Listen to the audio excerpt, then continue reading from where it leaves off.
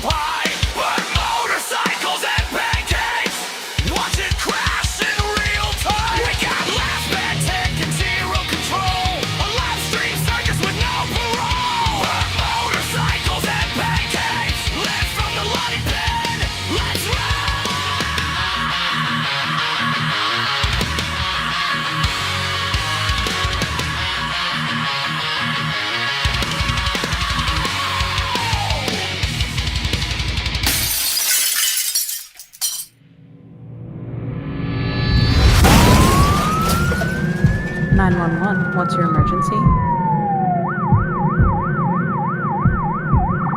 And at that point, I went, holy shit, my dad's dead. As I'm turning around, I hear, Critter, you okay? You okay? And I'm like, it's your dad, man. It's your dad.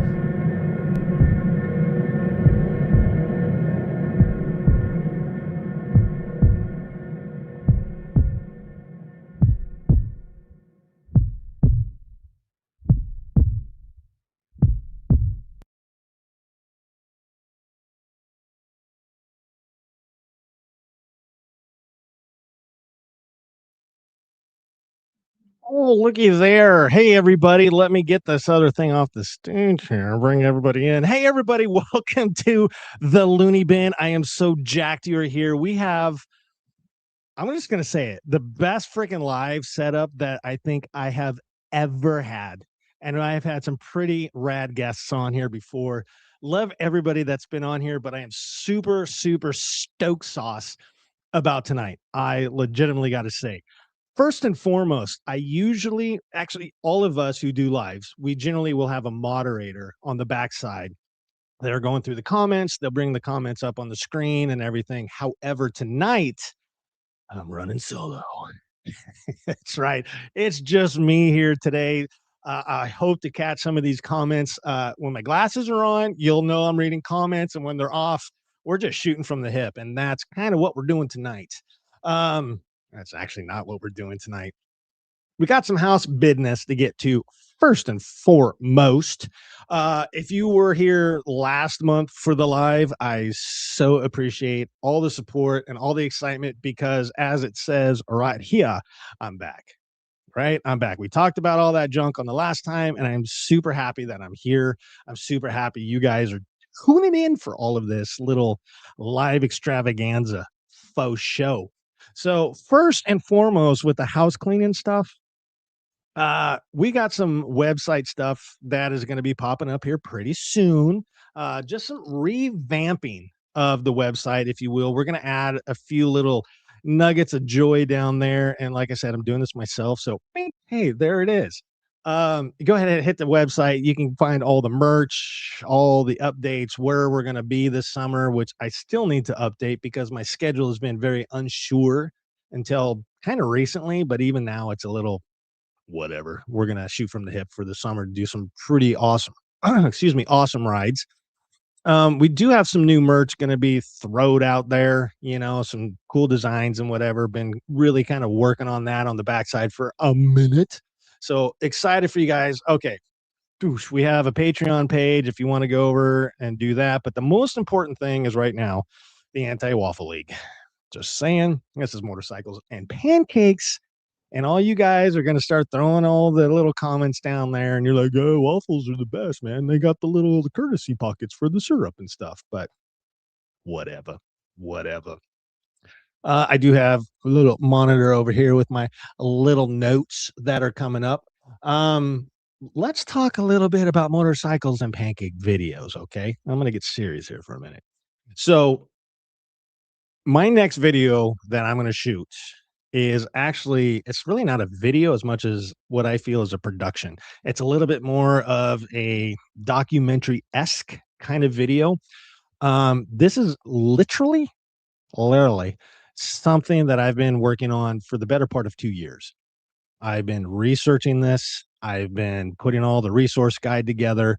I've been sending out emails. The government's involved in this, and we just are putting some pretty cool things together. And it's one of these things. Like, I decided I wanted to go to this particular place, and I just wanted to ride, and I wanted to do a video on it.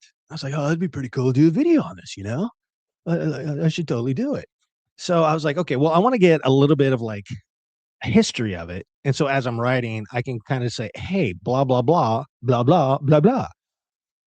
And then the more I started digging into this, the more I was like, oh my gosh, this is massive. Like, this is massive.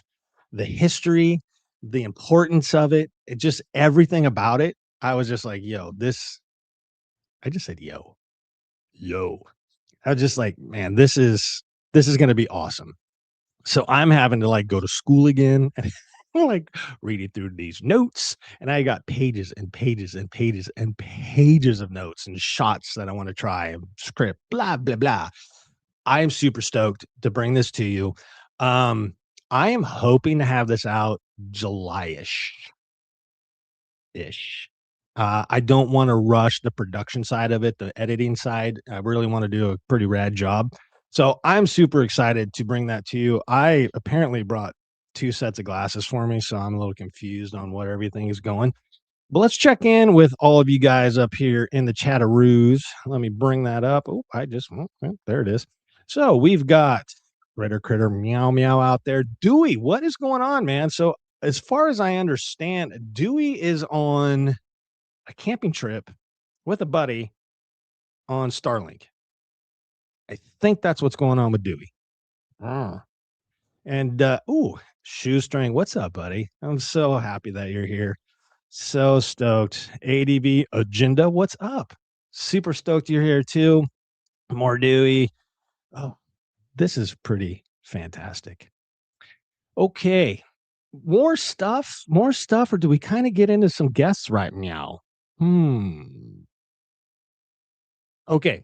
One more thing before we get going with these guests. A couple years ago, we did the first annual Moto meetup, or end of the summer Moto meetup. Last year, shit kind of went sideways, wasn't able to do it, had to cancel it, wrenched my gut, but I honestly still think that was the best decision for the time. Thought long and hard about it, and we're going to bring that back this year. I'm going to figure out the date. We're going to release it on the website. We'll release it on the socials. It's most likely going to be back at Poor Choices here in Oregon City. We still have a little bit of conversation to go over there and bring it back. Hopefully, we'll have food carts there. We'll have raffles. We're going to have sponsors again. Most people I've reached out to already. I've already been, yeah, dude, we're on it. And it's going to be, again, fundraiser for Heads Up Guys. Critter does a fantastic job with the Get Lost, Find Yourself events. Fantastic. This is just, that stuff is monumental. We're microscopic, right? So it's just my way to throw back to somebody or an organization that's just fantastic, beautiful, and amazing. So more to come on that. If you have ideas or you're excited about it, drop the comment right now. Let me know on how you guys want to do or feel about that. We're also going to do, and I was a little disappointed. We are going to do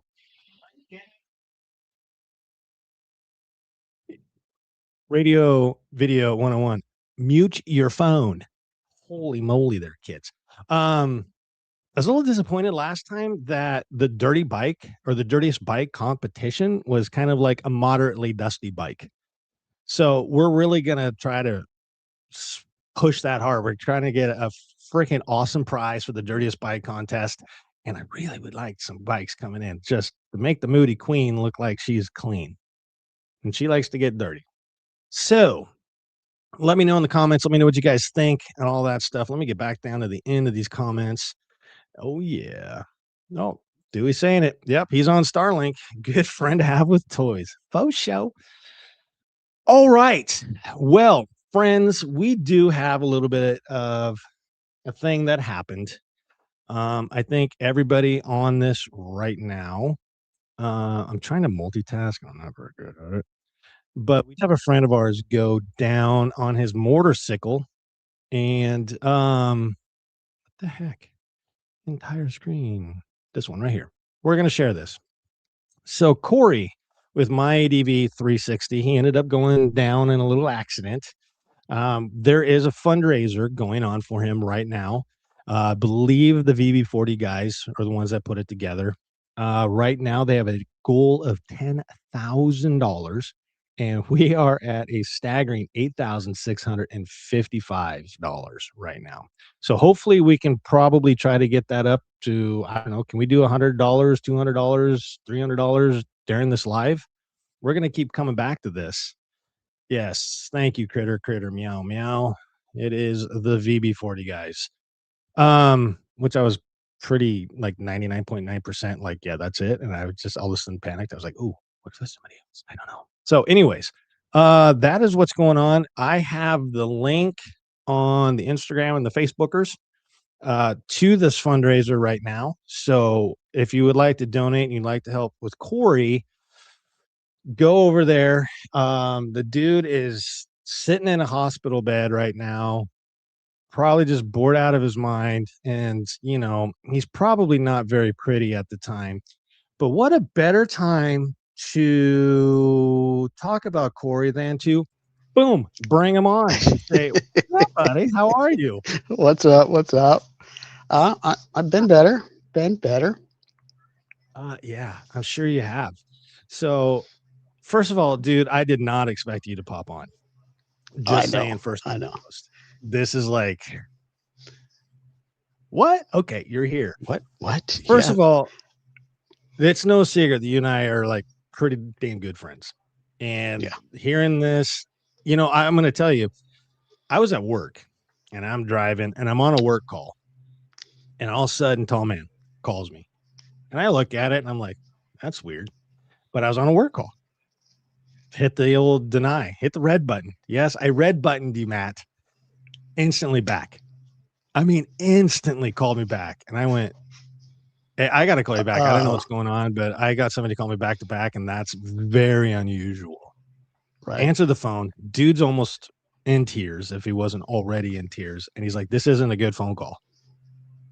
Instant heart sunk. He said your name. And I'm thinking, oh, no. Oh, no. And then he's like, well, he's in the hospital. I'm like, oh, okay. Okay.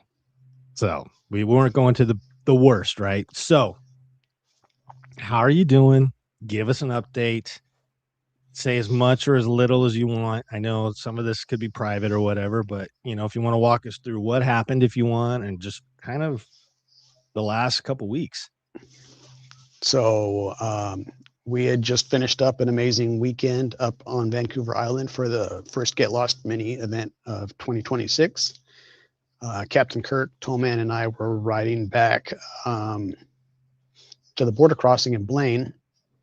The goal was after the border crossing, I'm riding the 250 with the trailer behind it. They're riding the big bikes. So it's like, well, we'll get to the border crossing. You guys take off. I'm going to ride down to Bellingham, jump across down to Whidbey. We're going to get off the interstate as soon as I can. I'll ride highways and single 2-lane roads the rest of the way home.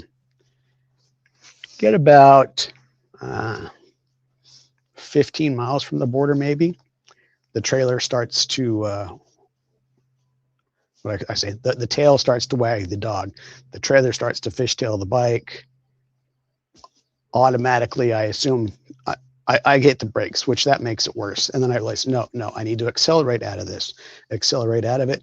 It pulls it a little bit, and then it just gets worse and worse. It ends up throwing me on the ground while I'm still on the interstate. Luckily, there's not any traffic near me. Slide across the interstate into the median now. And I'm thinking, okay, flat slide. I'm going to pick up the bike when everything stops. Dust myself off and be a little embarrassed. But as soon as we hit the grass and the mud, everything starts tumbling. I'm seeing grass and mud and sky and grass and dirt, and everything stops.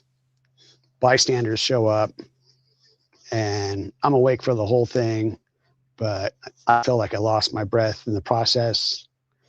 I didn't lose my breath. I broke a couple of ribs at that point. I knew. We get to the Bellingham emergency room, find out there's some spinal cord fracture. There's broken bones in the ankle, broken ribs, like I guessed, broken pelvis, and there was a couple cracks in the spinal cord up in the neck area. So I'm all C-collared up, not moving, super sore. We get once they realize how bad it all is, we get a helicopter ride to Harborview. We spend about 9 or 10 days there, go from intensive care unit down to intensive care unit for a couple of days where they did a spinal fusion. And then a couple of days later, they did the ankle surgery, moved me down to acute care for a couple of days until they figure out what they're going to do with me. I do have veterans health care. So we waited in after acute care, we went to their rehabilitation unit. And then now I'm in the Veterans Seattle spinal cord injury unit, where I'll probably be for the next 8 to 12 months. 8 to 12 weeks. Sorry, 8 to 12 weeks they're estimating. Ooh.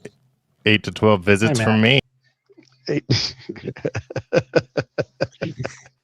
So if you guys don't know, Corey and Matt are both my moderators. They have full access to all of this. I have zero say on what Matt's doing right now. So yes, that guy right there. So so you've had surgeries. And so 2 surgeries. how are you like I know there's a progress and you're still in the beginning of this, but how are you doing like today compared to last week? So last week I had no feeling below my belly button. So where the fusion was done, I had a collapsed T9, I think it was, T10, something like that. And so the fusion went up 3 vertebrae and down 3 vertebrae. So luckily it won't limit my mobility very much, but I had no feeling below my belly button. I have about 1% back in my right leg. I have about 3 to 10% back in my left leg, and I can move my left leg, wiggle my toes. I was able to flex my thigh muscle, and now I've been able to actually twist my left leg. So big changes as far as all that goes. I mean, I know it sounds small, but just the fact that I have to have a catheter in, I don't get to get up to go pee. I have to call somebody if I need a little number 2 cleanup kind of stuff. All those things that you don't ever consider until you're in the environment. It's like it's a little bit dehumanizing, the process. I understand it because I have no control over it, but it's tough. I couldn't even imagine, dude.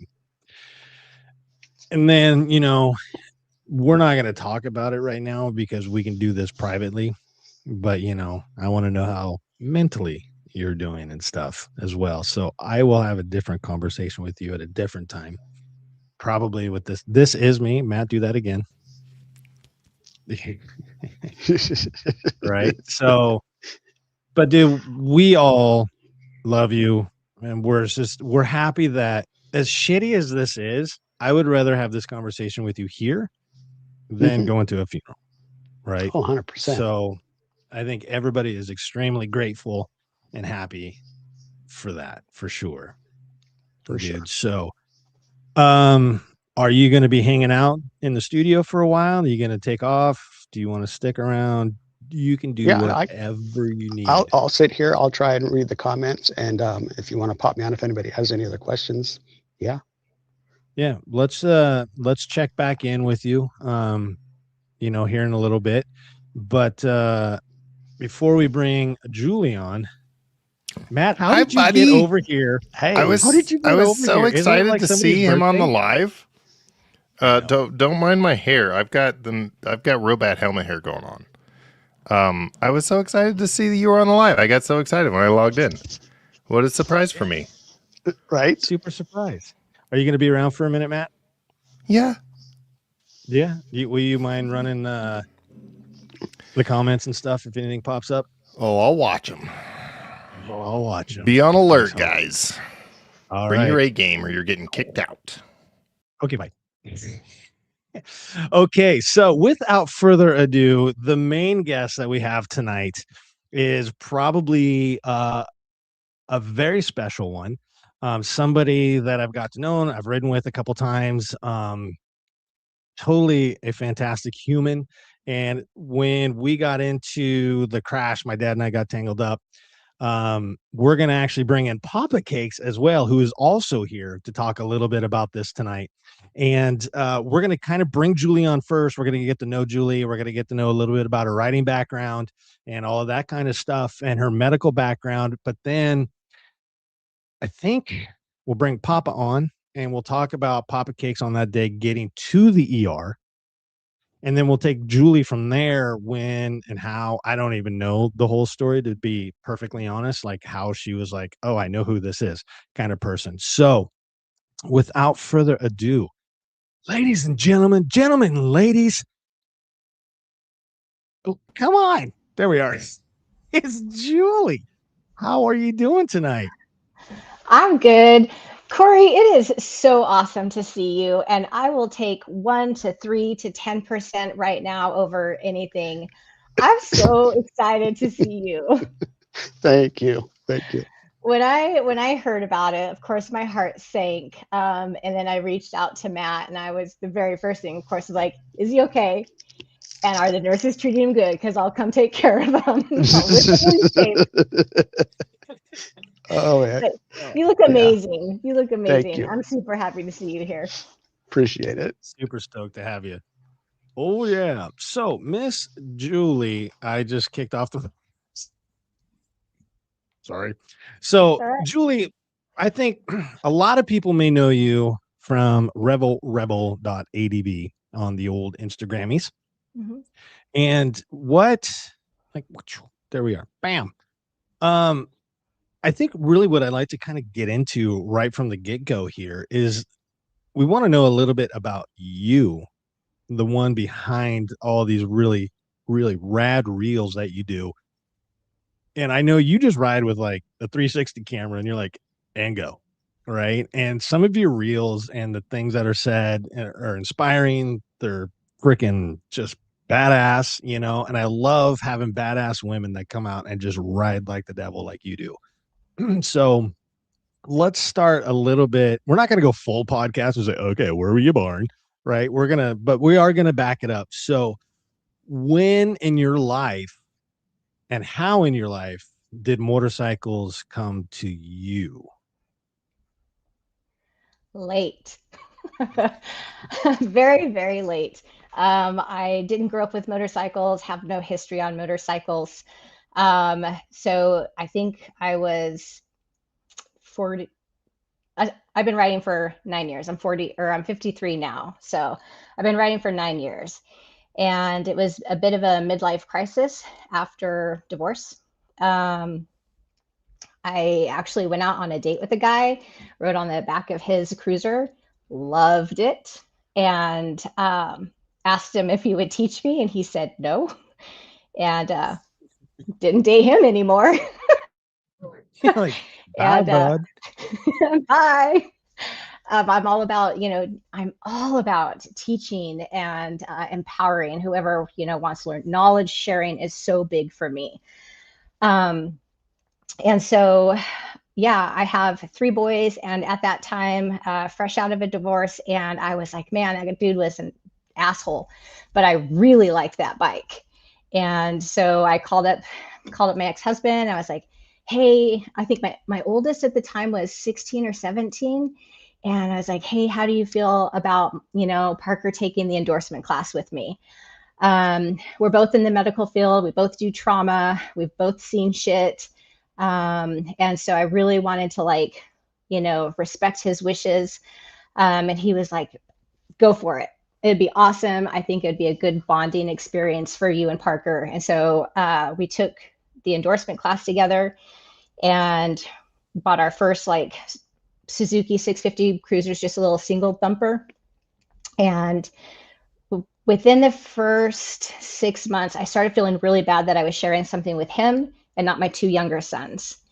And so I had seen this advertisement on Instagram for Babes in the Dirt. It's an event held by the organization Babes Ride Out. It's in Southern California, and they hold it used to be every April, May. And call it my best friend. And I was like, hey, you want to do a Thelma and Louise trip and just go YOLO and be two middle-aged moms that just, you know, go down to Southern California and learn how to ride dirt bikes. Neither one of us, I mean, I was riding a cruiser at the time. She'd never even touched a motorcycle. And so she came by my house, and I had just bought a KLX 140 specific for that event. Good learner bike for short chicks like me.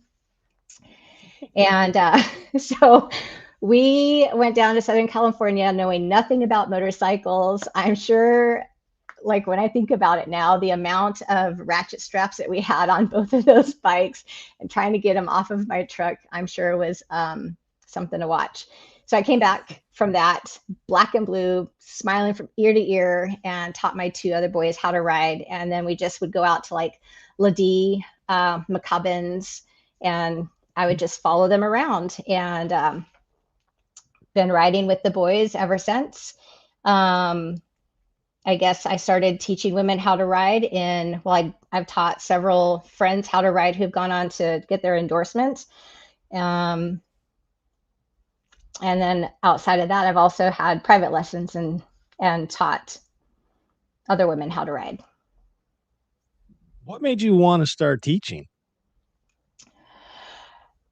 Well, okay, so I just love teaching. Like in my nursing career, that's one of the things that I really love about being in leadership is I just love to knowledge share. And I hold just so much respect for the leaders that I had when I was a young nurse.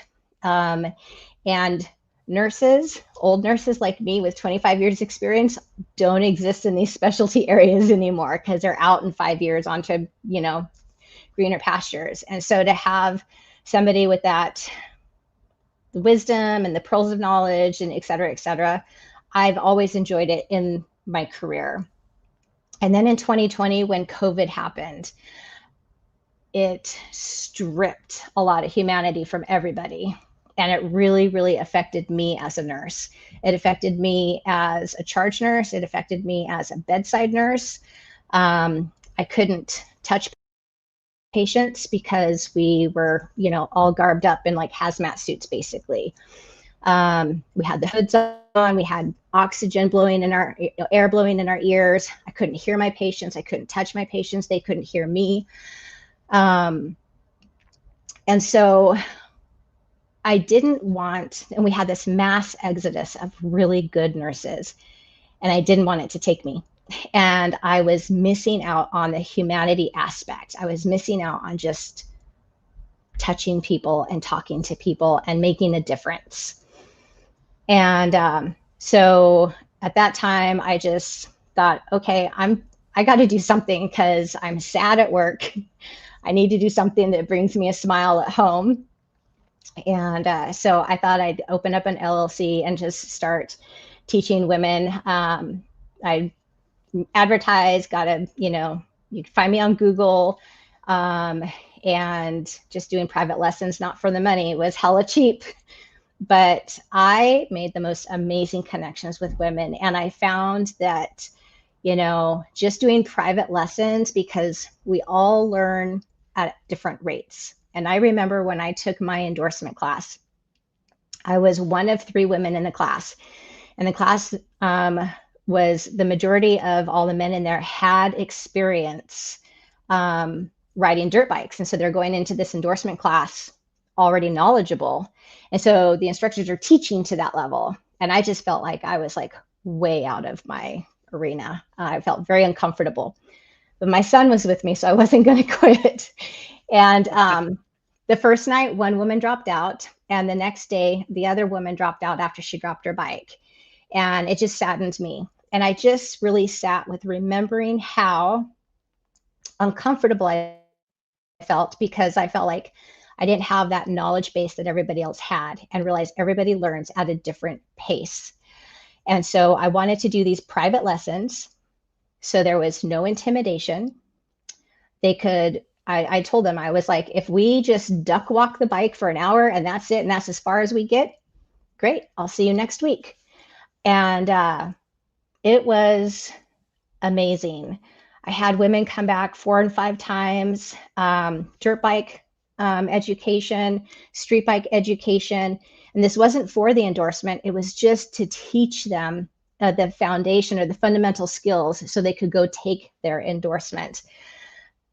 What I did find out, though, is, or what I learned is, we'll say that the lesson was 60 to 75 minutes. About 30 to 40 minutes of it turned into therapy. I listened to women. I listened to their struggles, why they wanted to learn how to ride a bike, whether they were going through a divorce, whether they were, changing careers, et cetera, et cetera. There were so many different reasons why they were, wanting to go out and ride a motorcycle. Many of them were married, and many of them just had communication breakdowns with their husbands in learning how to ride. Because if you go into teaching somebody and you have 35 years experience already, because you've been riding dirt bikes since you were 5, you forget what it's like to have to think about every single step. And that was fresh for me. I had only been riding 5 years, and I remembered how I felt that day in the endorsement class. And so I could just really break it down for women, I think, in a way that they could understand. And there wasn't that intimidation factor either. I love you guys. I love men, but sometimes the communication is just like, a lot of times they all said, oh, my husband just says, just let go of the clutch and turn the throttle and just go, and they're all whiskey throttling, and then they never want to ride again. So anyway, yeah, it was great. I really, really loved it. And that was a big part of my life. I stopped doing that 2 years ago. May I ask why you quit? Yeah, sure. I stopped doing that 2 years ago. As my kids got older, I wanted to get out and venture on my own. I saw that I was able to leave my youngest at home for extended periods of time. And I've always wanted to travel. I love camping. And so I just decided that I was going to, on my weekends, start exploring on my own, start camping, getting to know what's out there for motorcycles. And that just evolved into what I do today and where I'm at today. That is pretty fantastic. Ding. So you used to live in the Oregon area, right? You used to live here in Oregon. And you, like I said, you and I have been able to ride a couple times together. It's been pretty awesome. And one time I was like, ride hard, ride fast, or ride faster, ride hard. You're like, I had nobody ever tell me that before. That's just my kind of weird push yourself kind of deal. But you've recently also moved quite a ways, right? So you don't have to say where you're at, but you moved out of state, and now you have this whole other area to just explore. How has that been? Just getting out in a new area, seeing new lakes, new topography, just everything. Yeah, it's amazing. I I can't really. I struggle for words to express like what I've seen in the short amount of time that I've been here. Oregon, Washington. I've ridden Oregon, Washington, a little bit of Canada. Obviously, totally beautiful. Like, Oregon's been my paradise. But where I'm at now is just unique and new, and the amount of forest and lakes, so many lakes. it reminds me a lot of like, riding up to Canada. I remember telling my son, I was like, there's so much water up here. Same with where I'm at now. And I love it. It's just really pretty. And to be able to just get out on the weekends and cruise around and see what's out there and map it all out and have a plan for the next weekend. And yeah, it's been great. That sounds pretty dang cool, actually. I'm going to cough again. Okay, there we are. We're back. So getting out and just exploring, how do you do it? Like, I've talked about this until I was blue in the face. My dad and I are polar opposites when we go out, right? He's the planner, and I always joke around that he'll plan where we're going, and he'll even plan the P stops, right? And I'm just like, I don't know, I'm going that way. And then I start stressing out because I'm like, I probably should have thought about fuel too. Didn't really get there. But how do you are you more of a planner when you go out, or are you just kind of like, I'm going there, and you just go and see what happens? Yeah, I'm not a planner. I'm not a planner at all. That has been something that I promised myself a couple years ago when I started setting out on. I take 3 weeks off every September, and I just leave the house. And each day I don't know where I'm bedding down the next night or that night. I just wake up in the morning, look at the weather around me, and just go in that direction. And so I'm not much of a planner, which is why, of course, with our wonderful technology, I have satellite communication. So my kids, my family, they always get a text message from me when I'm leaving, so they see the breadcrumbs, because I never know where I'm going to be. That's awesome. Hey, Matt, can you bring up the Gliffy one again? Please and thank you. I'm not sure if you read that, but you should probably read that because that's a pretty amazing offer. Oh, Critter, meow meow. Critter, that's awesome. Thank you very much. I appreciate that. I will take a look at it. It's amazing up there. Yeah. Super good riding, super great event, super good people, and they have pancakes. Yeah. Come on, you had me at pancakes, right? So we're kind of floating all over the place. And I think if we were on a podcast and we didn't have, and we had unlimited time, right? And that's the biggest complaint against my podcast. Sometimes they're a little too long, but maybe you need to come on there and we can really kind of delve into more of Julie growing up, writing, etc., being a mom, figuring out the next question I'm about to ask you, but kind of get a little bit more into it. But I think what I'd like to do now is Papa Cakes. We're going to bring you on here in just a couple minutes. You're right there. But what I like to do is I'd like to get into your medical career, right? So let's kind of do, a little bit about you and why and how you decided to become a nurse, which was preempted by, I believe, EMT or something.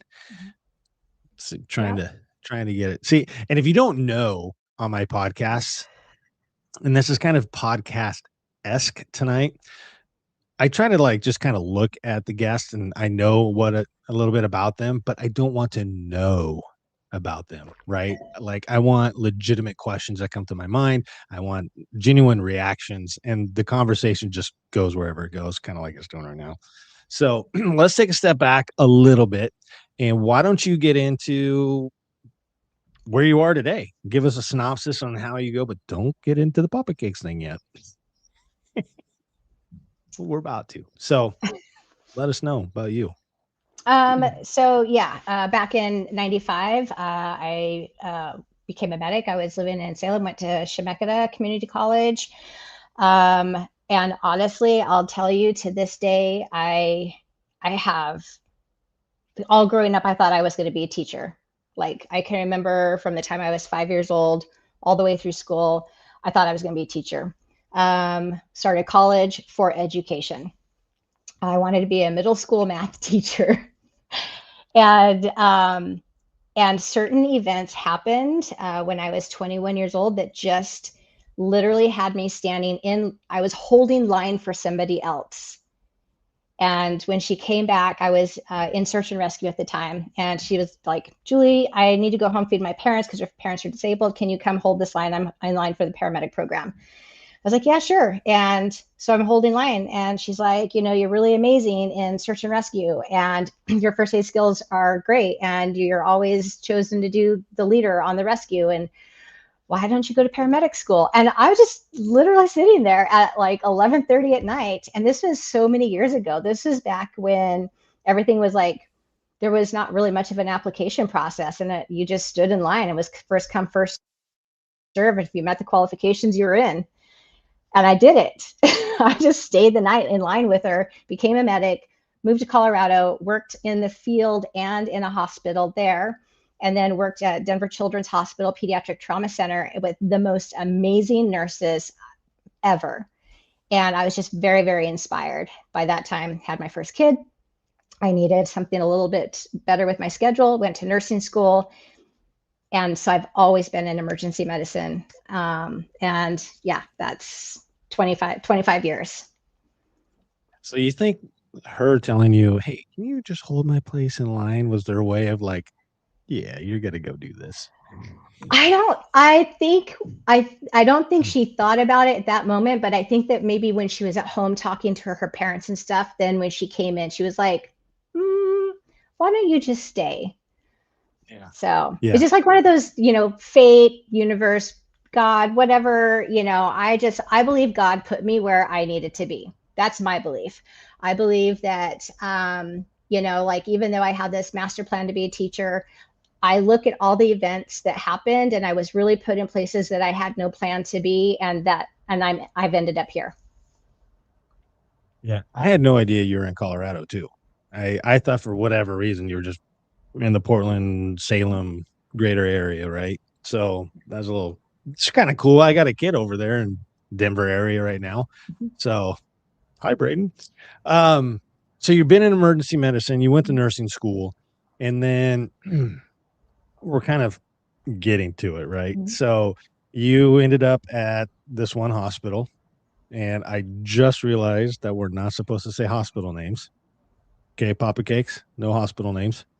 And so you ended up at that hospital. How long were you there for before this whole thing? Quite a while. At that particular hospital, 10 years at that particular hospital. And how many hospitals before that? 1, 5, 12? Two. Okay. And just emergency medicine. Why?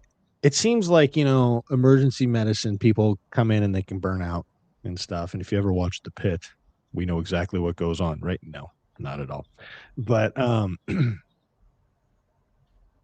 it seems like, like you said, COVID did a lot to you, and you didn't want to lose that. But did you ever feel throughout the years where it was just like, this is too much trauma, too much death, too much craziness, too much anything? Was there ever, you're already shaking your head no, but nothing like that through your career where you're just like, I need to step back for a minute? No, not from the job itself. I can tell you that there was a couple times where I thought I wanted to move on to a different hospital because of management or administration, but I never wanted to leave the ER ever. It's always been ER. That is my passion. Something special about those people. So how often did you just ride after a shift or on a day off and you just realized that was therapy? Like, just riding puts you into a place, because everybody always says riding's therapy. You just hit it and you're just like, you're there. Yeah, so writing is very much therapy, and I didn't know, you don't know how much you need it sometimes until it happens. And so I started commuting on my bike. So I would ride to work, do my shift, ride home. And for me, it was really awesome because I would have that, 45 minutes of nothing, right? You're riding, it's just you, it's the road, nothing else. And, in emergency medicine, the stimulation is constant, right? We have call lights, monitors, cardiac monitors going on, the phone. As a charge nurse, I literally had 4 points of contact on me, whether it was like the EMS radio or my iPhone or the desk phone. and this little walkie-talkie called a Vocera. I had somebody run a report once, and just the Vocera alone, I was taking over 300 calls in a shift. Yeah, and that's just on top of, you know, at home, if you're a parent, it's always like, mom, mom, mom. Well, at work, it's Julie, Julie, Julie, you know. And so to have all that stimulation of that type of stimulation, and then you have the dynamics, the human dynamics, your staff having rough days or good days. You've got visitor dynamics and patient dynamics, and then the human element of somebody's worst day, worst nightmare, death, birth, all of it happening all at the same time. You can literally have in one room, you know, somebody celebrating the birth of a child, and in the next room, somebody's getting ready to say goodbye at the same exact time. And you're walking in, you know, from outside of one room into the next. And you just have to have like this incredible skill and shield to be able to manage those type of dynamics. We can go on forever on this, I think, but you're saying you go from one room with birth and then you go to another room that is, you know, somebody's dying. How do you manage those 15 steps from bedside to bedside, whatever it is? You know, you come out of like, oh my gosh, this is so happy and smiling, to like somewhere in between the doors, you've got to go, oh my gosh, this is cool. Hi, everybody. You know, change your tone, change your body language to go in there. How do you deal with that? Is it just something that becomes natural to you, or is it something you have to think about? I think for some people, I think everybody is different. I've worked with many nurses, and sometimes it's a skill you have to learn. Other people, they have to work on it. I'm gonna tell you that I am very good at detachment, and so when I'm, you know, in that role, it's just very much. Sometimes it's robotic work.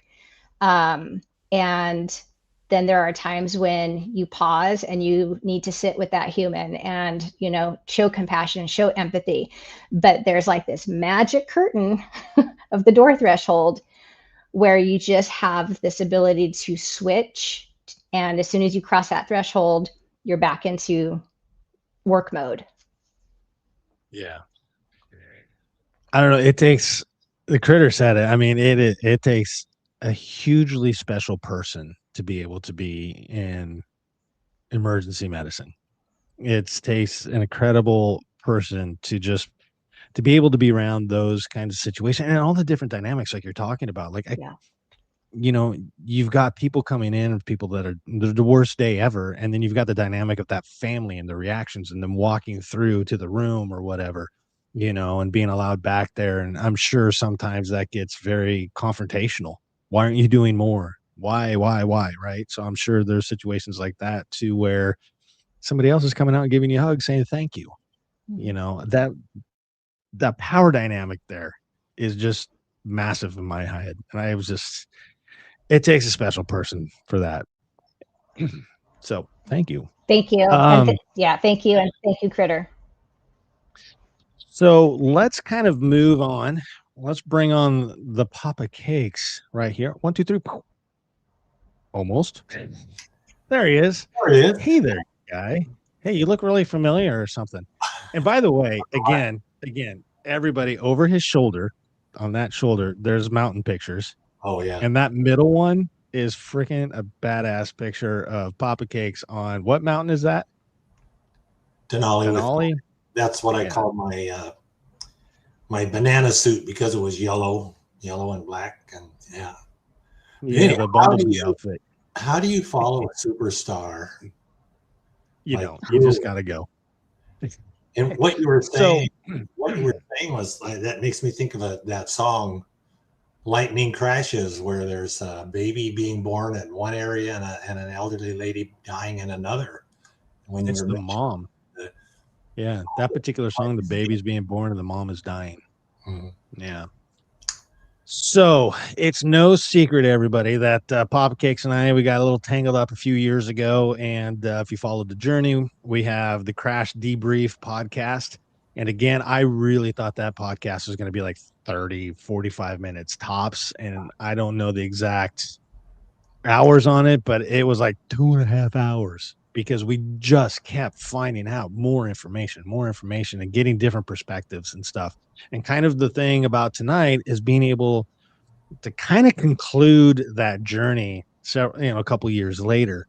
But I think it's going to be pretty meaningful and pretty cool. Just first of all, for these two, just to talk.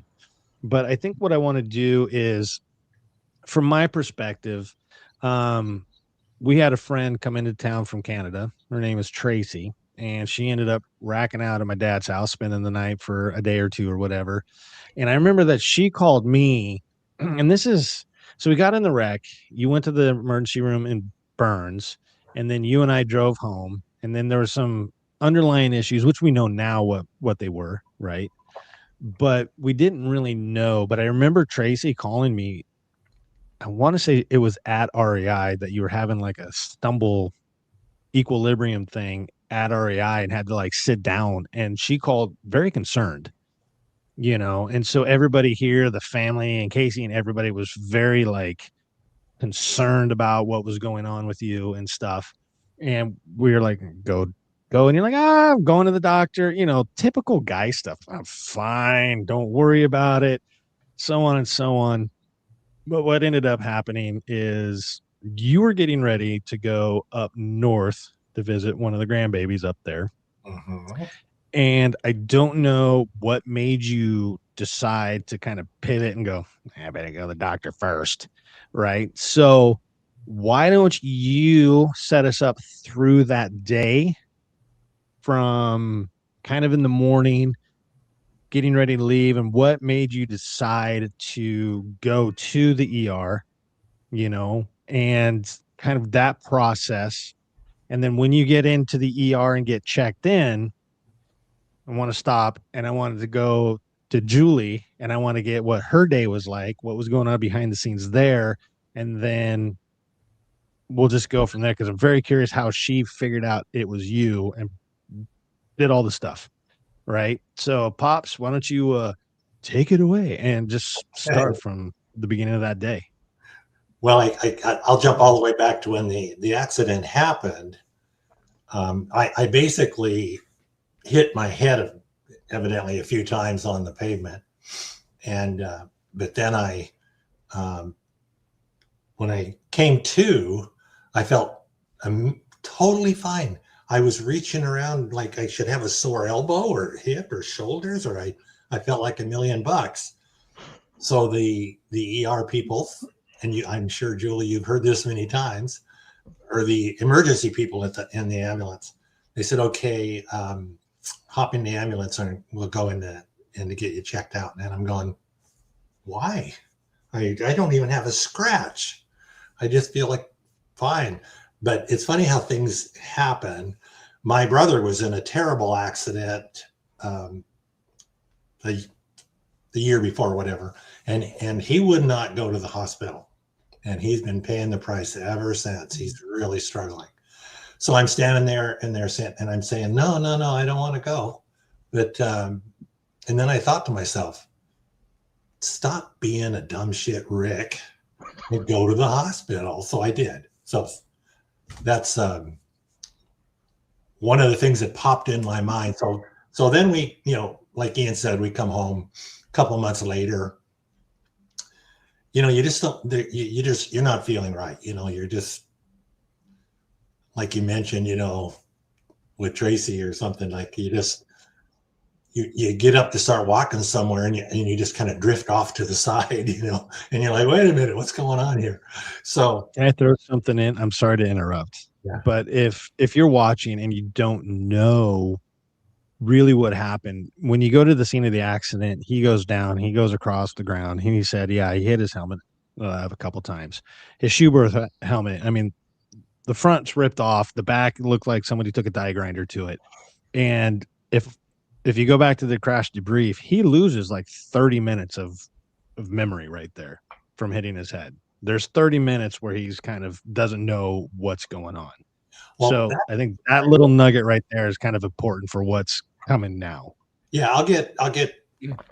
There's a piece of that I really wanted to talk to Julie about, and then what Corey said earlier really struck me is that Corey was aware of when he was falling. I wasn't, and I've been really curious about that. And there are other times where I seem to have just lost some pieces of time or something. But so anyhow, going.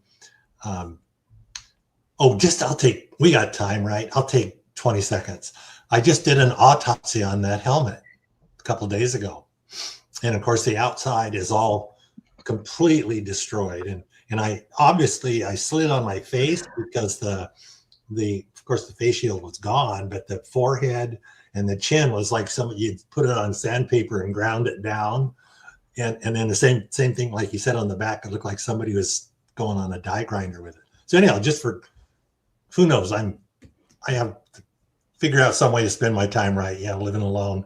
So I'm out in the garage and I decided to start checking it out, taking it apart. Holy shit, that thing, there were the inside pieces of foam and things, the hard stuff inside was broken in pieces when I took all the ear padding and all that out of there. I was really shocked. Anyhow, so back to going to the hospital down here, a couple months later after the accident, then I'm, I just felt weird, something was wrong.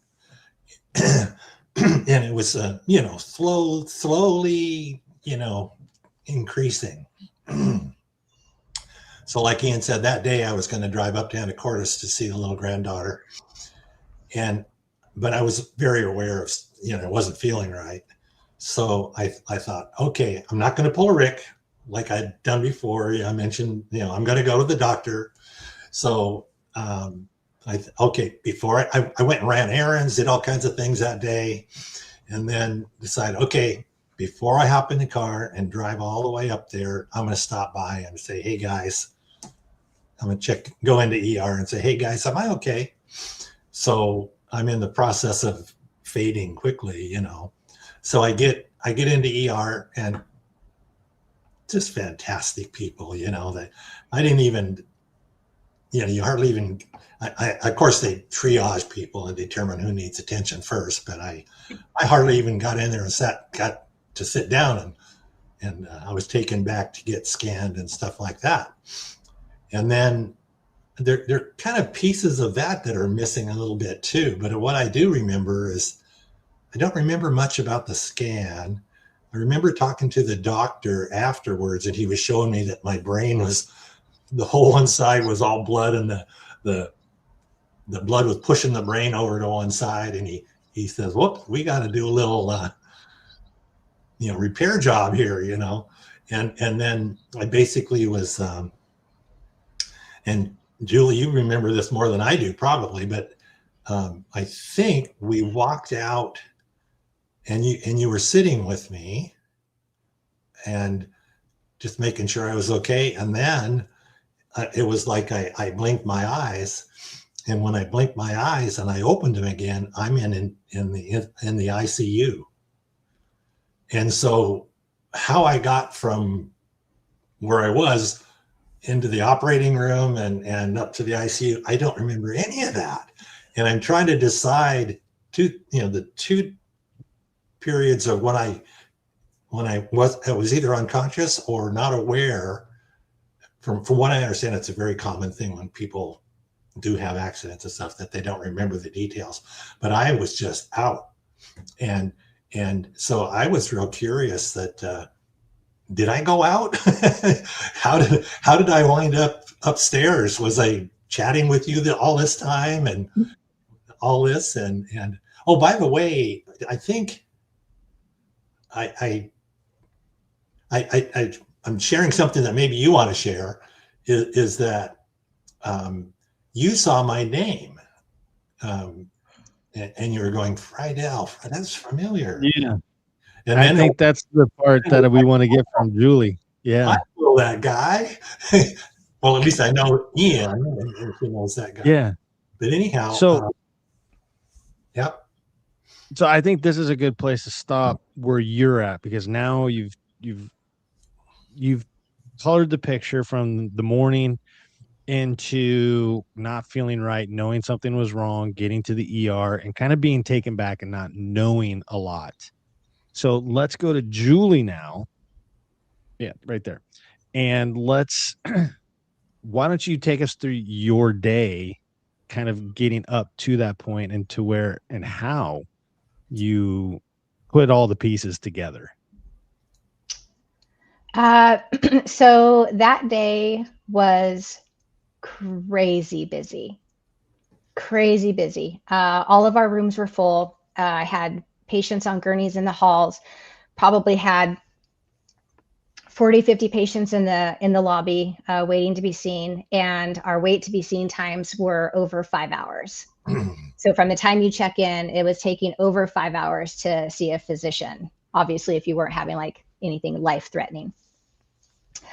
And so I was managing a very, very busy department. One of the things that I do just by muscle memory, I'm going to say, I have a computer monitor in front of me that has all the patients in the department. Everybody that's currently registered, everybody that's checking in, even people that are being expected outside of the emergency department to come in. And my job is to scan that board all day, almost every few minutes sometimes. And like I said, it's a muscle memory, and I'm glancing at the board always. My job as a charge nurse is to facilitate flow of the patients in the emergency department, patients coming in, patients going out, and facilitating what physicians need, facilitating what staff nurses need, and making sure that patients, get to where they need to be. And so I glanced at the board and I saw his name. And I think that at that time, Ian, you and I have ridden together once or twice, and you have a very unique last name. And so, and then obviously, like, I follow you guys. I've followed you guys for a couple of years on YouTube. And and that was one of our first conversations, because I was getting to ride with my kids. And I just remember having a conversation with you, Ian, saying like, this is so cool that you have all these memories with your dad. And that's when I really started following the channel, because I was just endeared by this relationship, this motor relationship that you guys share. And so I saw his name, and of course I knew about the accident from Instagram posts and everything. And I was like, I know that name. As a charge nurse, I have access to all patients' charts in the emergency department. And so I clicked on it to see what the chief complaint was. And so I saw the chief complaint, and then I opened up the chart because I had a gut feeling. I had a gut feeling that he was taking a medication that was causing worsening symptoms. And that was, in fact, the case. And so my knowledge of this medication in head injuries, having sometimes a delayed response, knowing from just touching base, I can't remember who I touched base with, but knowing that you'd had one ER visit and you were not admitted overnight for a second CAT scan, I couldn't get out to triage fast enough. I clipped my EMS radio to my pants, headed out to triage. I remember the triage nurse that was taking care of you, one of my favorite nurses, and you were in triage room 1, and you were in a wheelchair, and they were checking you in. And I literally interrupted her because I was so worried. I saw you. And I think that this is really important to remember, is when you live with somebody and they start to have changes, sometimes those changes are so slow, just like you said, right? It's like a slow period of time, all these little tiny changes. And you're like, oh, something's a little off. But I hadn't seen you. I had seen you from a video months ago, and now I'm seeing you, and it was a big change for me. Okay. It was a big change. So I'm going to throw out a couple of terms. You had ataxia, meaning you, I did a really quick neuro test with you, asked you to, and you may not remember some of this now that that was one of my questions is what all do you remember? Yeah. So I did a quick neuro test on you, which is like touching your nose to my finger and going back and forth. And you really, your hand would go way out and you would really struggle with that test. You had latency in speech, meaning I would ask you a question and it wouldn't register for a really, really long time. And then you would answer, but sometimes you would stop mid sentence. And then you're like, wait, what was the question? Wow. And yeah, yes. So very quickly, and this literally happened, you and I in that room literally happened in 3 minutes. 3 minutes. Now, it's pretty standard in most emergency departments that nurses have what's called standing orders. There's things that we can do that the medical director has approved us to do. So there's labs we can do, some medications we can do without the physician actually seeing you. Ordering a very expensive CAT scan is not one of those things. But I knew that that's what you needed, and you needed it like a few months ago. So I called a very trusted physician and I was like, hey, I've got this age, he's on this medication, he was in a serious motorcycle accident. And when I say serious motorcycle accident, I'm telling you, he cartwheeled through the air, striking his head multiple times. And he's on a blood thinner. I said, I need a CT order now. And he was like, go. And I introduced myself to you. And I don't know if you remember that. And I said, I don't know if you know me, but I know you as Papa Cakes. I follow you on YouTube. My name is Julie. I'm the charge nurse here, and you are going to be my VIP for today. And I just took your wheelchair and I took you straight to CAT scan. You never went to an ER room. You never went to a bed. I just took you straight to CAT scan. Wow. It pays to know people in high places. Yeah. So while we were in CAT scan, I did not leave that room. I helped you get onto the bed. And then as you laid onto the bed, I explained the procedure to you. It's a very fast procedure. CAT scan really actually only takes like a minute and a half to 3 minutes, depending on what you're scanning. The head's not very big, so it goes very fast. And as it takes cross sections, right? It's a cross section image of the brain.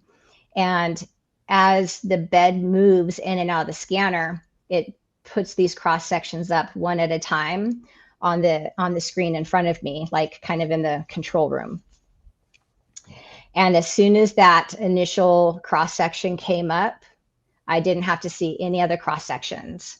I called the ED physician and I said, he's got a really bad bleed. Call neuro. I'm bringing him back to room 27. Wow.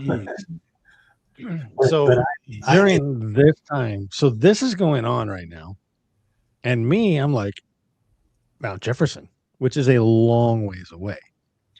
And I started getting, like, I have the Zoleo, right? The satellite communicator. And I had it off for a while because it's like I wanted to save battery, whatever. And I'm hiking. I go Park Ridge and I turn it on and I'm having the thing. And my freaking Zoleo's going crazy at this point. Right. And I believe, Julie, you started texting me like, this is what's going on. I didn't recognize the number at first. And in fact, I looked at it. I'm like, probably spam or something. I didn't know. And then I like reread it and I was like, oh, something's bad. I got to go. So I turned into a trail runner, run the 5 miles or whatever it is back. And I'm trying to fly back to this particular hospital at the point. And so I had no idea any of this was going on. You know, so hearing this for the first time from your perspective is very eye-opening and very humbling, really, you know, because it sounds like things could have been not for the best, maybe the worst case scenario if you weren't there that day. Yeah, you know, if you weren't there catching it and being like, I mean, I know it's a great ER, it's great doctors, but just hearing how you were so quick on the fly to get him in to that room and stuff. So forever grateful for that, for sure. Yeah. So I want to say really quick. So the message to you actually came towards the end of his ER visit. So as nurses, you know, as healthcare providers, we are held to privacy laws. And I had to have his permission to be able to reach out to you, which he did not give me. So when he first presented, we were in CAT scan before he laid down on the table. I asked him, does your family know you're here? Do you want me to call anybody for you? And he said no. And I said, okay. And so as soon as I saw the bleed on the monitor, we were going back, and he was listening to what I was saying to the doc on the phone. And he said, that doesn't sound good. And I said, we're going to get you in. You're going to see neuro right away. I told him, I said, things are going to happen really fast. And so when we got to his room, I was helping him get into the bed, and I asked him again, I said, is there anybody that you want me to call? Do you want me to reach out to Ian? And he goes, he's out scouting today. I don't think he has cell service, but I'm going to try to text, other people. And he couldn't, he was having a hard time managing his phone. And I just find this shocking how all of this was going on and I remember nothing. Yeah. Wow. That's very common. So eventually, because you were having a hard time with your phone, and you was like, yes, if you could text him. And so that's when by that time, he'd already been in our emergency department for probably about 30 or 40 minutes. And that was that. As far as his medical care, I wasn't a part of a lot of his medical care. We had a cardiac arrest come in and I had to go to the next room. But I told him everything that was going to happen. I introduced him to the physician. I know neurosurgery came in before I left the room. And I gave reports to the next bedside nurse so I could go to the next emergency. And I think the thing that is probably one of the hardest things for me as a nurse sitting here is knowing that we had 5-hour wait times that day, and knowing how much you weren't able to do when I saw you, knowing how much memory you didn't have. I asked you, I was like, how did you drive here? I couldn't, that was scary. That was scary for me as a nurse to know that you drove there. I'm happy you made it there safely. But to know that he was in surgery and in the ICU before he probably ever would have gotten a bed in the emergency department. Wow. So I don't know. Yeah. Like I mentioned, I so much of that I don't have any memory whatsoever. The only memory I have was a doctor showing me the scan on the screen, and then so maybe it was the other nurse that took me out away from there. Maybe you were off, like you were just saying, to that cardiac patient, and you've considered a cardiac patient more important than me. I've hurt feelings, but no. So, but so I remember I don't remember the scan at all. I remember looking at the screen with the doctor, and I remember the doctor picked up the phone and said something like, "Get the operating room ready." And then I thought it was you, but it must have been somebody else that walked me out from the doctor. And then from that point on, I just don't remember a thing. So when I got there is when I believe it was the neurologist who had the scan up in the room, and he was just going, putting it up, and looked at it and said, get the OR ready. That's the time I'm getting there. So I'm trying to catch up, trying to figure out what's going on with my dad and everything. And he's like describing things to me, from what I took away. And Julie, correct me or tell me right or wrong, but from my memory of this, he kind of did this thing to me and said, well, this is the brain, right? Where's the camera? There we are. So this is your brain, and he's got a brain bleed, and up here it's pushing it together, and it was kind of squishing it and moving it to the right side. And he was like, if those touch, you're done. And it was like, it was close and pushing and going over. And so that's what I'm walking into at that point. And I drove perfectly calm all the way through the woods and all the way through 205, all the way to whatever hospital I ended up at. Perfectly calm. Said no one. But that was a crazy moment for me. And I know somewhere in the comments, I'm going to probably have to go up here. I'll put it on in a minute. But Critter said something on the lines, Matt, maybe if you can find it or whatever, about this is kind of PTSD for him because he's reliving this too, because you and I and Critter, we were all together going on a ride that day, right? So he saw it, like it says right there, he saw it in his rearview mirror, you tumbling around. So not only is this important for myself and my dad and for Julie to kind of connect all these dots together and actually have this conversation, but it's nice that Critter's here too, to be able to kind of hear the backstory on everything. Yes, Julie. It was actually listening to Critter describe the accident, because that's what really, like, we talk about mechanism of injury in accidents. Okay. And so I know that you were saying, like, I felt fine, if you were to say, it was just like EMS, they were like, oh, okay, but your adrenaline's going, you might've had a loss of consciousness, which it sounds like you did. But the mechanism of injury is so important. When we hear somebody has been ejected off of a motorcycle, cartwheeled, and hit several times, we have organs in obviously we have bones that break, but we also have organs in our body, and those organs move around. Our brain moves around. And so that's why we wear helmets, right? To kind of like decrease the amount that it sloshes in the skull, basically. But you struck yours several times, which means you had a lot of big strikes and a lot of sloshing back and forth. And so when we hit something, that energy has to go somewhere, and usually our body absorbs the energy. Our brain has nowhere for that energy to go, right? And so that's why listening to Critter describe it was a key element to knowing how bad his mechanism of injury was. Wow. Yeah.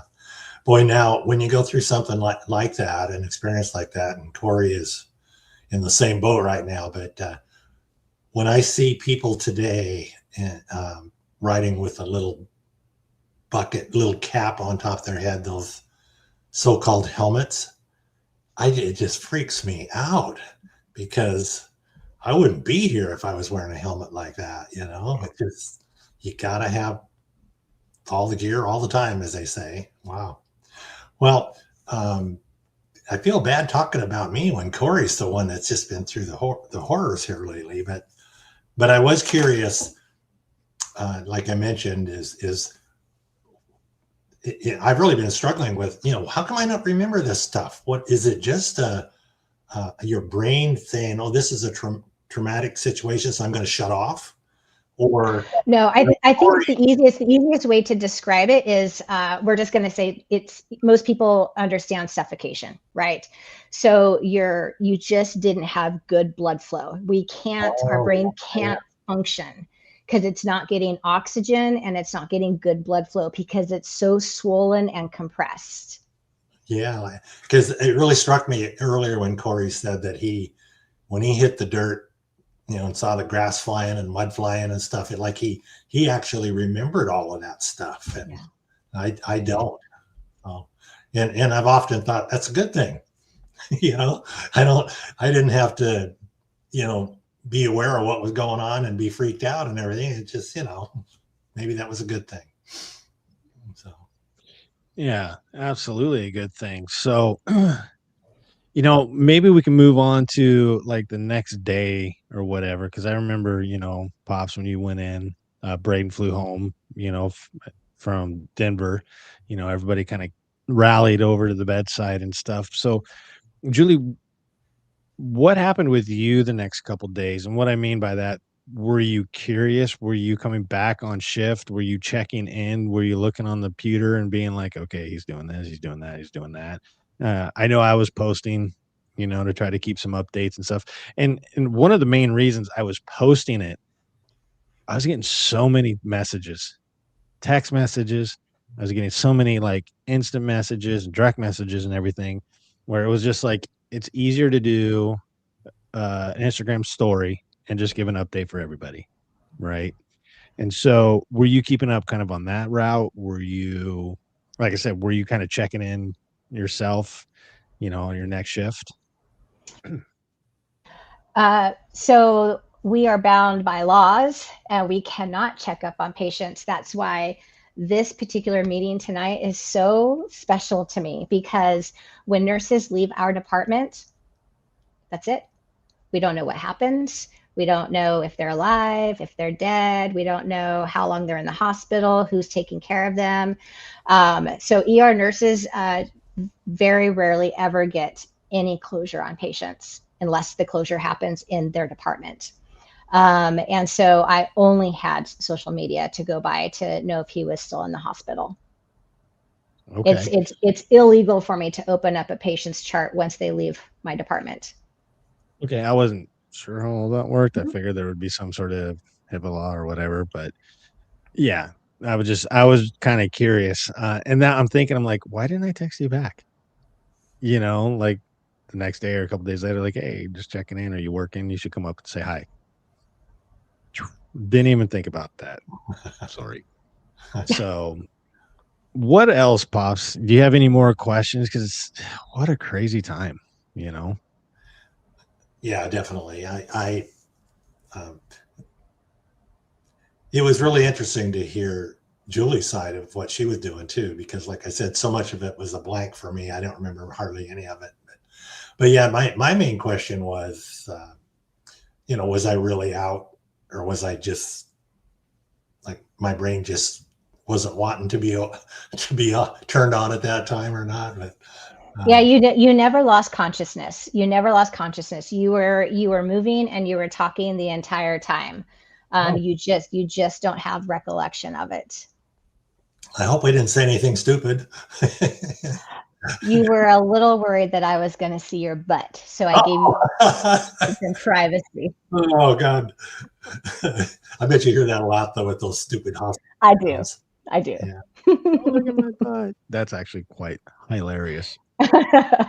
So yeah. We'll kind of conclude this, because I think we got a lot of the little holes around kind of filled in, and we can communicate about this maybe a little bit more if we want, but maybe is a good time when somebody's just not paying attention, just being like, oh, hey bud, how you doing?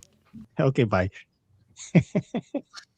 But again, if you're on, we have more viewers on now than at the beginning of the show. And as we all probably know in this community, not only is this a special event because my dad and Julie are being able to put in, like Julie is the ER nurse where my dad ended up and having some brain surgery to relieve some pressure, so on, so on. So it's pretty cool that we've been able to kind of conclude that part of the saga, right? But recently one of our own went down, and we're having a fundraiser, and it's on my Instagram story. So go to Motorcycles and Pancakes at Instagram, hit that story. You'll see it's all right there. Just hit the link and you can donate to this guy right here. Hey, Corey, we're back again. Hey. Yeah. Oh, Matt's pointing at himself. What's up? Okay. So I want to point out that is coming to a close sooner than later. So if you can donate, have not donated, want to donate, please do soon. VB40 wants to wrap that up to be able to get funds to Corey to pay for those bills and the things that he needs to pay for. So know that is closing soon. Please, if you can donate, do donate. It's on Motorcycles and Pancakes Facebook. It's on my Facebook. It's on my Instagram. I'm sure it's on his Instagram. Consider helping. He's going to be there for a while. I know he's over here and he's probably like a little bit awkward about it, but guys, it's so important. This is where we come together as a community. Please, please, please, please, please. I love you, buddy. Yeah. Love you guys. Yeah, man. So, Corey, again, dude, we're just so freaking happy that you are God, yeah. kicking it. You know, it's not the worst case. It's going to be a long journey, but you got a hell of a support system here, man. And this is one of the most beautiful things about the community. I mean, it's amazing how much outside what you think is your, I don't know, your support group. Yeah. I'm going to get teared up. It's like 10 times what I expected. It's pretty good, awesome. brother. Deep breath. Yeah.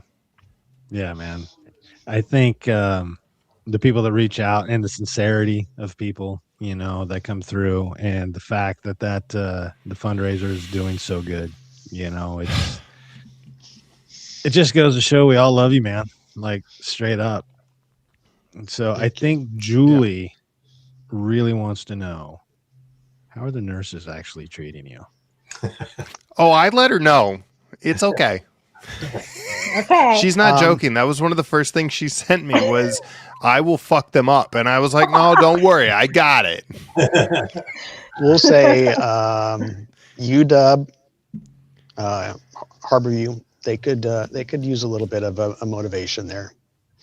VA is amazing. I know there's horror stories about veterans, you know, that the treatment that they get when they go through the Veterans Administration. It's my best treatment at UW is my standard treatment here at the VA. Yeah. So 100%.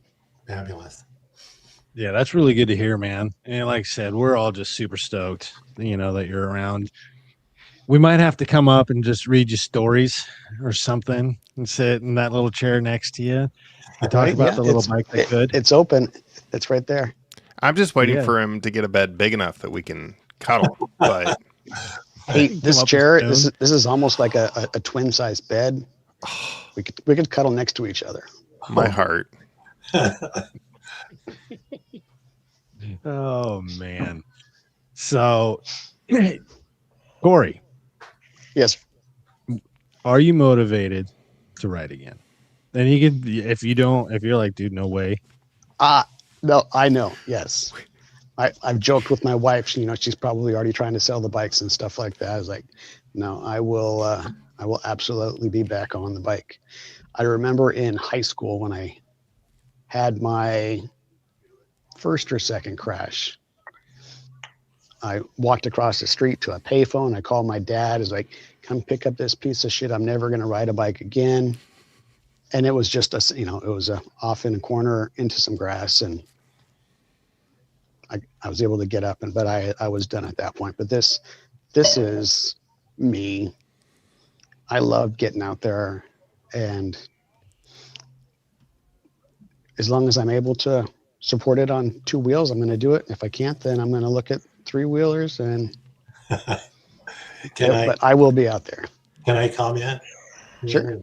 If I can jump in. Of course, my situation, I'm way older than you, and you know, it's kind of weird to have somebody.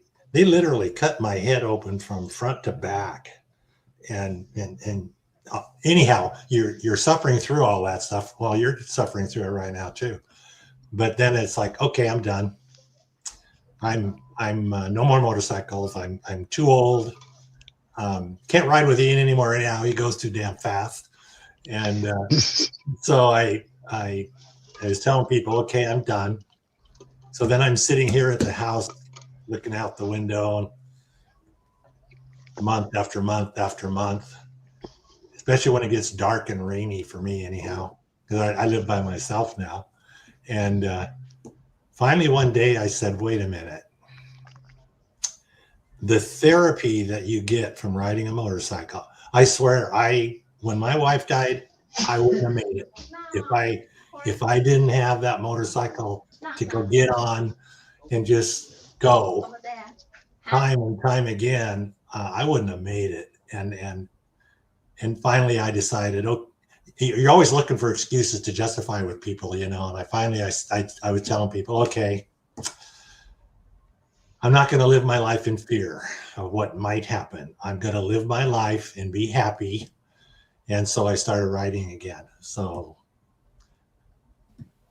I will say it's important. And then I saw this thing on somewhere. Somebody said motorcycling is like a movie. If you go to the theater and you watch a movie, but on a motorcycle you're in the movie. So that always struck me too, is that having the air and the wind and the smells and the temperature and everything all right with you as you're traveling. So that's a real good way to describe it. Yeah. I will say, so he crashed Sunday. Monday, he was transferred to Harborview. I went to go visit him, still in a neck brace, the whole 9 yards. One of the first things within 5 minutes of going to see him in the ER or in the ICU, he says is, well, I can get a new helmet now. It never left his brain that we're going to get back out there. We were talking about how he's going to have to just drive out in June to go do his presentation at Tour Tech. Like, his level of commitment. We went this past Monday to go visit him. We were talking about his PT that he started, and he's over here pushing the PT tech. No. We're not just going to sit up and stand up. We're going to do like 2 or 3 steps. Like, he is motivated, and which is such an important part of that process. Ian can attest. I was in tears calling people the first hour or 2 hours of hearing from his wife and not exactly knowing what was going on. It was scary, man. Like, he's my buddy. So Yep. Seeing him was important. But yeah, well, there he is. He's back. He's doing good. He's going to be okay. Yeah. If he can't ride 3 wheels, then, he can just cuddle up to me in the back. I'll learn to ride Tulip off-road. Yeah. You big Carl. Yeah, he's motivated as fuck, guys. Exactly. My little guys can be okay. So, totally changing subjects, Corey. Just real quick, you just got back from Gliffy. Did you win the cook-off that time as well? We did not have a cook-off competition at that one. That was a mini. He would have, though. Okay. He would have. Yeah. My guy would have. I did Salisbury meatballs while I was there and made enough for everybody. So. Oh my God. He did by definition then. Yeah, that's true. Yeah. The cook-off competition of one. Dave, are you watching? Suck it, Dave. So, Corey, in the beginning of the show, we were talking about, we're going to go ahead and do the end of the summer motorcycle and pancakes, motorcycles and pancakes end of summer moto meetup. It's a bit of a tongue twister, but maybe it would be awesome if you were able to make that one down the way. Still a few months out. Got a lot to do, but man, if you can be down there, it'd be cool. We can bring that bed too.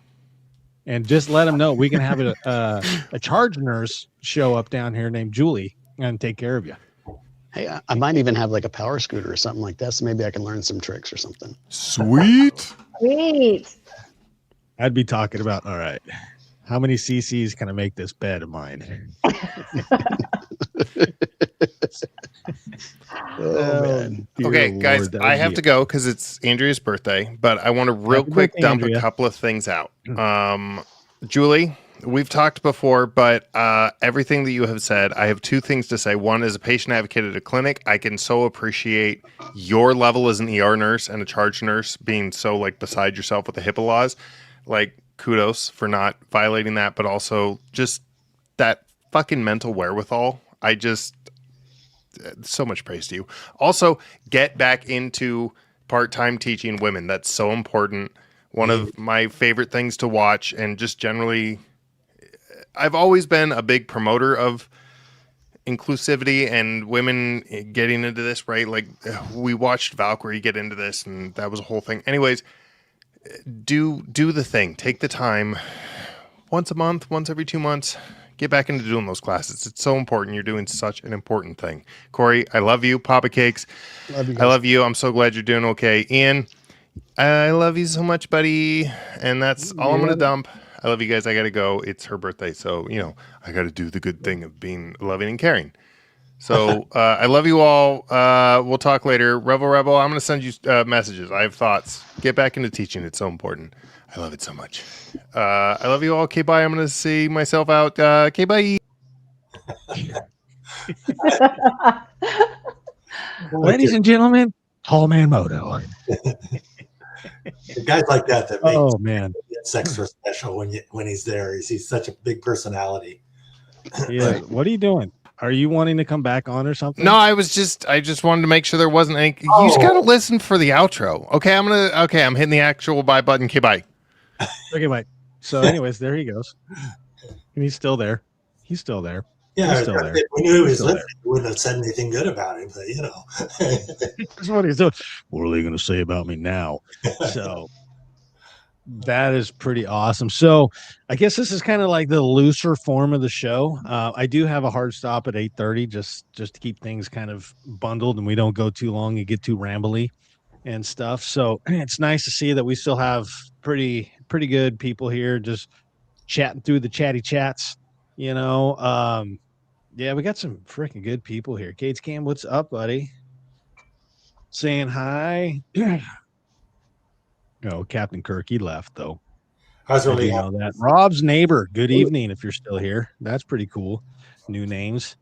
So, Julie. What's next on your list? Like, I know you're kind of spontaneous, kind of like what I am too, but what is kind of next on your list, or where do you want to go this summer to kind of explore? Because now you're in this new part of the country. So what was maybe a little too far from Oregon is probably a little bit reachable to you where you're at now. So do you have any kind of like going north, going south, want to go here, want to go there? So there, a small correction. Nothing is too far. There you go. Nothing is too far. Okay. Right. I am in a very, very big life transition right now. And I do have a couple of events that I've signed up for. So I'll be going to Giant Loop this year. I'll be going to Tour Tech this year. I want to make sure that I tell Tall Man I still instruct, and so one of the things that I'm doing at Giant Loop is I'm taking my nephew who I taught how to ride. He just bought a Tenere 700 last summer. And so he's going to go to Giant Loop with me, and I'm going to teach him how to ride in the sand. And I'm super stoked to take my son and my nephew this year to Giant Loop. I absolutely loved that event last year. So, and then Tour Tech with my son. And then I just signed up for, I'm going to mess up the name, but it's an event that's never happened before. The Northwest Backcountry ride up in Canada, Valemount, Canada, just on the west side of the divide from Jasper. So I'm going to go to that. Registration just opened up. Don't have all the details on that yet, but I'm super excited to go to Canada. And then I have a new job. And because of that, I don't have the amazing PTO that I did with my old job. I moved states, I moved jobs. I'm not working as much, took a lot of time off. And again, just a big transition. So I don't know if my 3-week September Moto Vacay is going to happen this year. And the big question is always, which bike am I going to ride? Is it going to be my Ibex, or is it going to be my Indian? And my Indian has been kind of put on the back burner this year as I learn the Ibex and get to know it really well. And I'm really itching to get on that Scout again and do a cross country trip on the Scout. So nothing solid on that, just a couple of events, and then just exploring this very beautiful region that I'm currently in. I'm here closer to family, which was the whole point of moving over here. My son rides and adventures with me, so getting in as many weekends moto camping with him as I possibly can before these kids grow up, get married, have babies, et cetera, et cetera. That's so important. Just the memories I got with Papa Cakes there, and even the guy in the bed right here, just riding together, just the memories you guys build. It's fascinating. So you just said, you got the Ibex, you got the Indian. I'm about to ask the hard question. Which one's better? Neither. It's It's like poly love, right? You can just spread the love. I love them for very different reasons.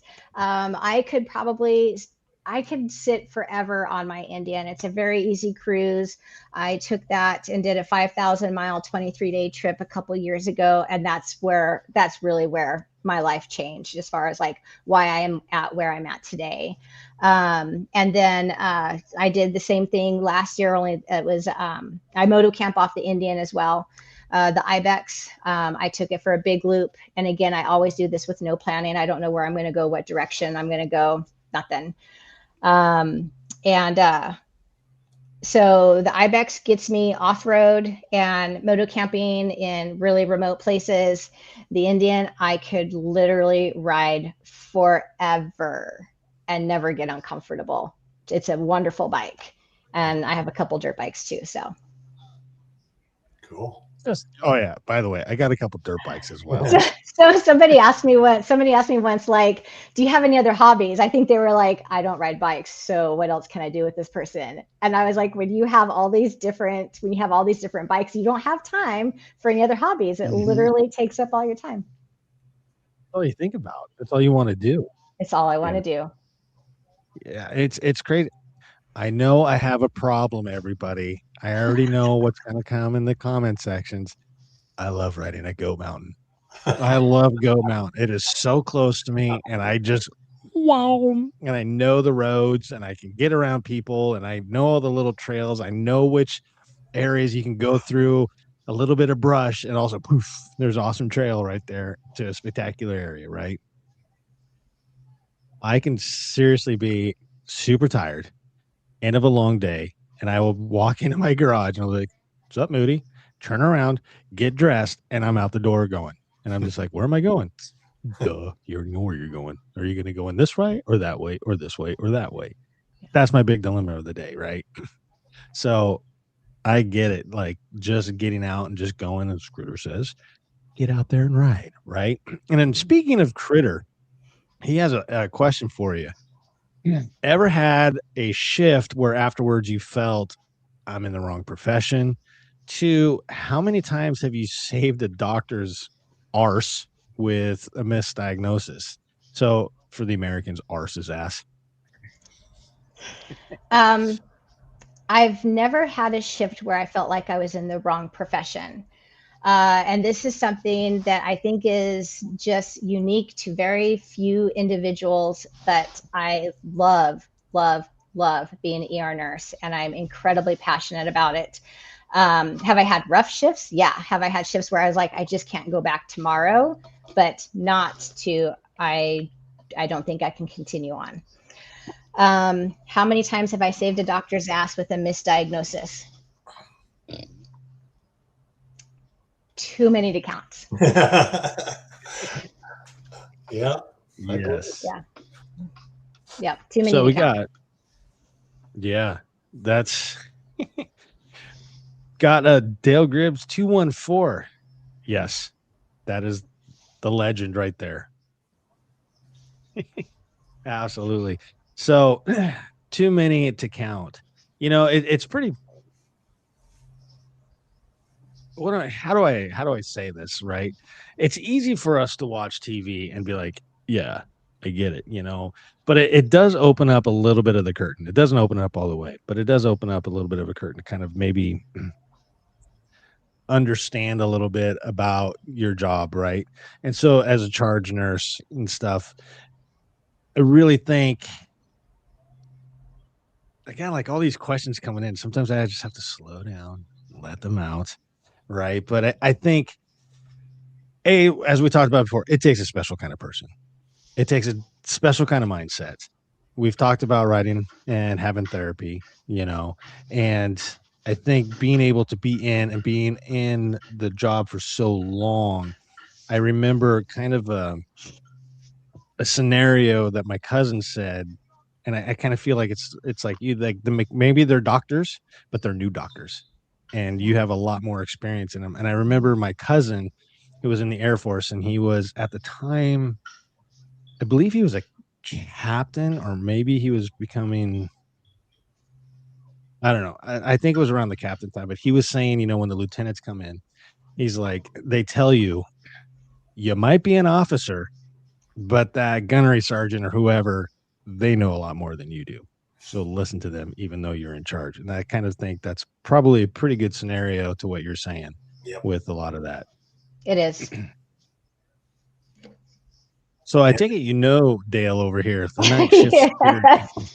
Hi, Dale. Oh, that's awesome. Yes. So is there anybody else in the comments that wants to ask Julie a question or poke a little bit at the small man up there, or even Papa Cakes? I don't think you want to go to Canadian land, do you, Julie? I do not want to work in Canada. Sorry. But I do travel, and I travel with a kit, and my skills travel with me free if anything ever happens. Wow.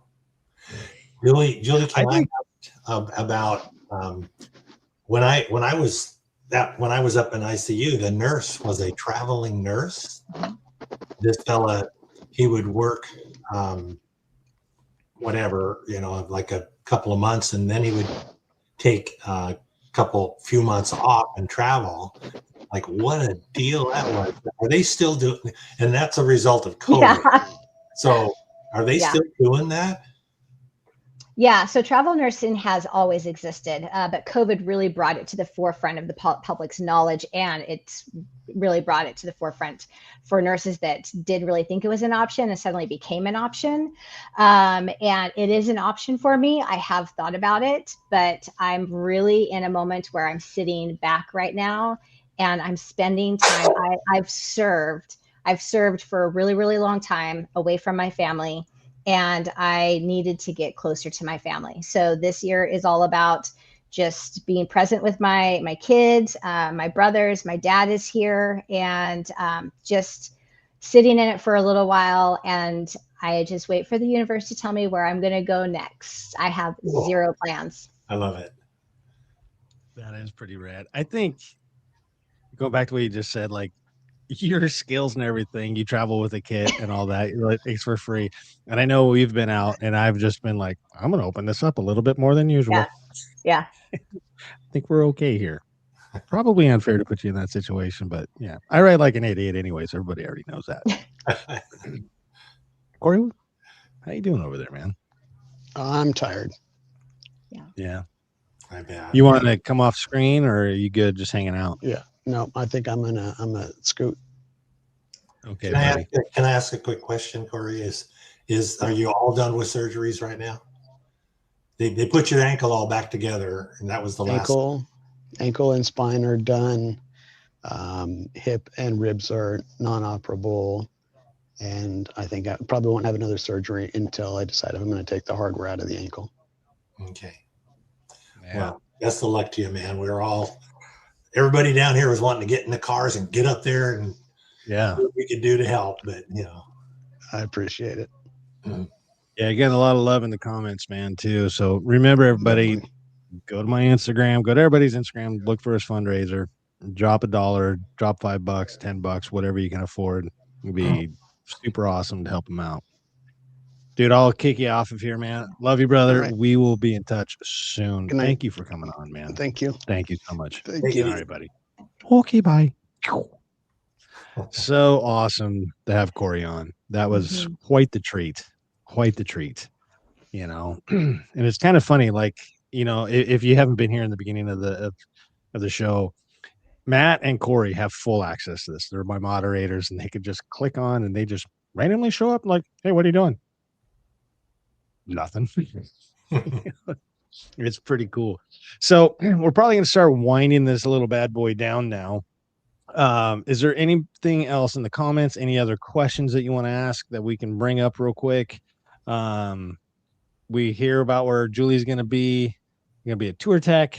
There's a couple others. Which were they? Giant Loop. Oh yeah. And there's a new one in Canada. I'm going to. I think it's called the Northwest Backcountry. And again, that's in Valemount, BC. Beautiful. I went up there for the first time last year. Did the ice fields. Absolutely gorgeous up there. Breathtaking. And then there's a little one here in it's going to be North Idaho, and it's a dual sport. It's a little dual sport. The two to the border. I'll be at that one too. Cool. Yeah, fantastic. Corey just sending us a quick little message there. If you don't follow him, you need to make sure you go follow that little guy. It's he's got good content and he likes to cook, and every time you get on there, you're like, I just gained 10 pounds. How did that happen from watching his videos? Absolutely. It kind of makes you feel bad when you're dumping water into your freeze-dried meal and Corey's over there making honey and all this other stuff. Oh, throw this freeze-dried away. The good thing is, he has leftovers that you get that he shares. I'll tell you what, man, the last couple of years we've been up at Gliffy, and he's done like some cooking stuff, and like being a judge up there, it's just like, oh my gosh, it's horrible. Of course, Steph from the Adventure Co-op, man, she made some freaking like tacos last year that were just phenomenal as well. And I was a little disappointed because I went back for seconds and she's like, they're all gone. I'm like, okay. It's a little disappointed. Are they? I don't see who's on the people that are on. My list isn't showing like it normally does. They're not on tonight, are they? Listening? I can only tell who's in the comments right now off the screen. Okay. So I just leave it at that. So, but yeah, Julie, we'll just wrap this up. You know, Julie, man, it's been such a pleasure to get to know you. It's been fantastic. You know, the couple little rides we've been on, and coming on tonight and taking time out of your shifts and everything to come here and present yourself and bring that extra missing piece of that puzzle that, quite frankly, a lot of that we didn't even know tonight. So we're very grateful for you. We're very appreciative of you coming on here tonight. I'm a little bit of speechless, which is weird for me, honestly. But, you know, for you coming on and stuff, it's just absolutely spectacular, fantastically fantacular. I have to say, like I said, it is, it's incredibly special for me too, because ER nurses, we don't have closure with so many patients.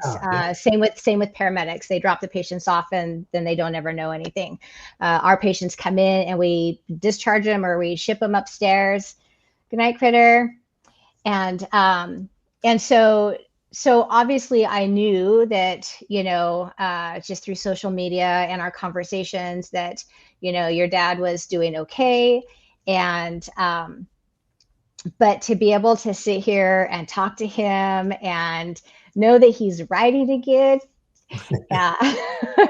and just to see him and how his rehabilitation has come from the time that I saw him in the emergency room to now, super special to me as well, because it doesn't happen for ER nurses very often. Very cool. I'm very happy. And with the writing thing again, you know, they always say at some point the children become the adults and the parents a little bit. So I'm sitting here listening. My dad's like, oh, yeah, I went for this ride the other day. I'm like, okay, yeah, cool. He's like, yeah, I did like X amount of miles on gravel roads. I'm like, by yourself? And he's like, oh, yeah, I was going to do the Oregon Trail. I was going to go just right across the whole land, you know? And I'm like, by yourself, you know? And I feel like now I'm the dad, like, why are you doing that? Let's sit down and discuss this. And if I don't get the right answers, you have to go in the corner, okay? Yeah. Yeah, it's hilarious. All right, everybody. Thank you for joining in tonight. It's been a pretty special night. It's been fantastic. I am very appreciative of not only my guests tonight, obviously my pops and Julie, but each and every one of you for tuning in tonight. Rewatch this as many times as you want. We're going to put it probably in a couple different playlists. We'll probably put it on the live playlist, of course, but I'll cut that intro out a little bit and we'll just start it. And I'll probably put it in the podcast playlist here on the YouTubers. So feel free to watch this. Tell your friends about it.